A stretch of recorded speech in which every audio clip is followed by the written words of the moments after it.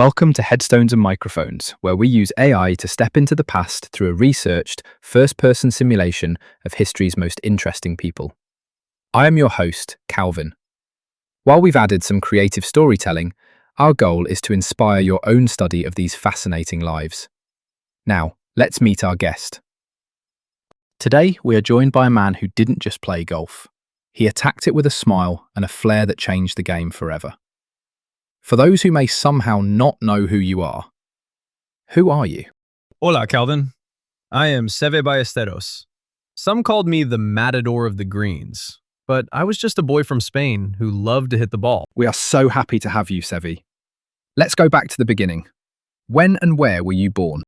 I was born on April 9th, 1957.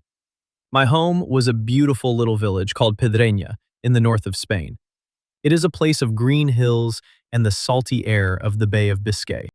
And what was your given name at birth? My full name is Severiano Ballesteros Sota. Is there a story behind your birth name? Not a grand story, but names in Spain carry the history of your family. Ballesteros from my father and Sota from my mother. The name Sota was already famous in golf because of my uncle Ramon Sota. I think I was born with a golf club in my heart. I bet. What was your hometown like growing up? Pedreña was quiet, a village of farmers and fishermen. It was simple and beautiful. My world was the beach, the fields, and the golf course that sat right there in the middle of our village. What was your family life like? We were a big, hard-working family. I was the youngest of 5 sons. My father was a farm laborer, and he was a strong man, a champion oarsman in his youth. We didn't have much money, but we had each other. All my brothers became golf professionals too. We were a team. That's amazing. What kind of kid were you? I was, a little bit of a rebel. I was supposed to be in school, but I would often find myself on the beach with my 3-iron. I was very determined. If someone told me I couldn't do something, it only made me want to do it more. What were your biggest fears growing up?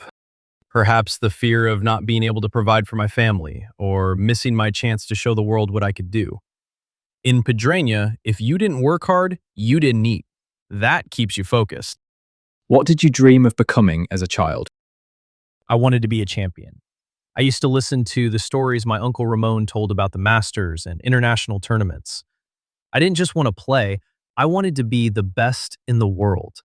What were some of your favorite activities in school? To be honest, Calvin, my favorite school activity was looking out the window at the golf course. But I liked sports. Anything where I could move and compete. What was your first job? I started as a caddy at the real Pedreña golf course. It was the best education. I watched how the rich players hit the ball, and I learned what not to do. Was there a moment where you realized you were different from everyone else? When I was about 12, I won the caddies tournament. I realized then that I could make the ball do things others couldn't. I had a rhythm that felt natural, like breathing. What's a decision that changed everything for you, but felt small at the time? Deciding to practice on the beach with only one club, that 3-iron my brother Manuel gave me. Because I only had one club, I had to learn how to hit it high, low, short, and long.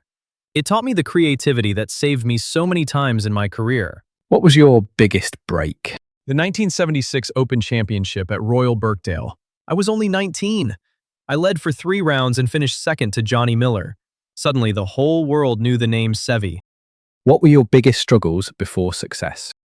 Money was always the struggle. Buying equipment, traveling to tournaments, it was very expensive. I had to win just to keep going to the next one. Did you ever consider quitting? Never. Not once. My passion was too strong. Even when things were difficult, I knew that golf was my life.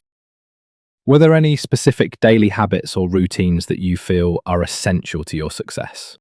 Practice, practice, and more practice. I would hit 1,000 balls a day. Even in the bunkers, I would practice my swing to make it smoother. You must be disciplined to be free on the course. What job would you have had if fame never happened? I likely would have been a farmer like my father or worked in the village.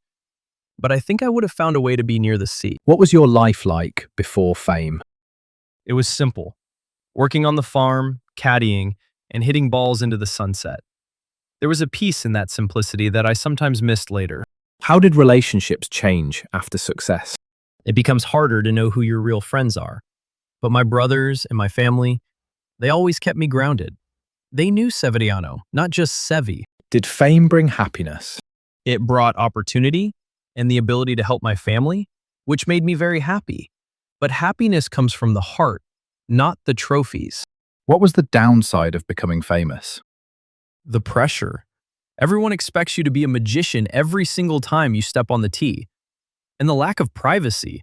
Sometimes you just want to walk on the beach alone. What misconceptions did people have about you?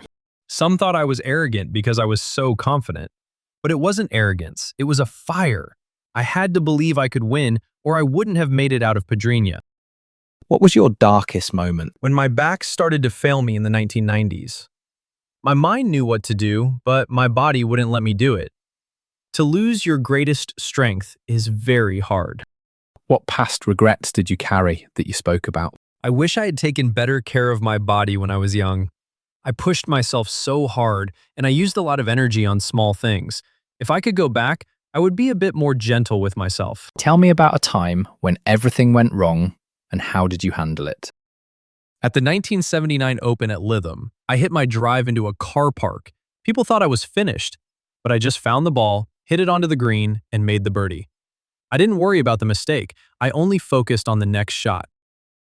Did fame and fortune change your life? It changed my circumstances. Yes, I could travel the world and provide for my children. But inside, I remained the boy from the village. Who had the biggest influence on your life? My family and my Uncle Ramon. And also the great players like Arnold Palmer and Jack Nicklaus. They showed me what it meant to be a true champion. What was life like in your final years? I spent much more time at home in Padrinha with my children, Baldomero, Miguel, and Carmen. I fought my illness with the same spirit I used on the golf course. It was a time of reflection and being with those I loved. What were you working on in your career before you passed away? I was focused on my foundation to help with cancer research and also designing golf courses. I wanted to leave something behind for the next generation of players. When and where did you pass away? I passed away on May 7, 2011, at my home in Padrinha. What happened? I had been fighting brain cancer for a few years. It was a very difficult match, the hardest of my life. What's a random fact about you most people have never heard? I once described a 4-putt green by saying, I miss, I miss, I miss, I make. You have to have a sense of humor, even when things go wrong. What was your most unique habit? I would walk the course and study every inch of it, even the places where you aren't supposed to hit the ball. I wanted to know the escape routes. What was your favorite food? A good Spanish tortilla or fresh fish from the bay near my home. Simple food is always the best. What was your favorite book? I preferred to be outside rather than reading, but I enjoyed stories of great leaders and people who overcame challenges. Did you have any known rivalries? Oh, many, especially with the American players in the Ryder Cup. We were very competitive, but it was because we all loved the game so much. Tell us a story nobody talks about. Once during a match, a slice of fruit cake almost caused a big problem with my opponent. It's funny how the smallest things can become a distraction when the pressure is high. What's your funniest behind-the-scenes moment? There were many laughs with the other players on the tour. We were like a traveling circus. Sometimes we would joke with the press, just to see if they were paying attention. What was the most outlandish purchase you made? I wasn't a man for many crazy things, but I loved my home and making sure it was perfect for my family. What advice would you give people chasing success? Believe in yourself, even when no one else does. Be creative. And remember, the most important shot is always the next one. Seve, do you have any closing remarks about the interview or the stories you shared that you would like to share with the listeners before we sign off? Just that life is like a round of golf. You will have good holes and bad ones, and sometimes you will end up in the rough. But if you keep your head up and keep swinging with passion, it is a beautiful game. Thank you, Calvin, for letting me share my story again. It was a joy. It was an absolute honor, Seve. Thank you for the inspiration. And that wraps up another conversation from Beyond the Grave. Thanks for joining us on the Headstones and Microphones podcast. Remember, legends may die, but their stories never do. Please help spread the word by sharing and following the pod.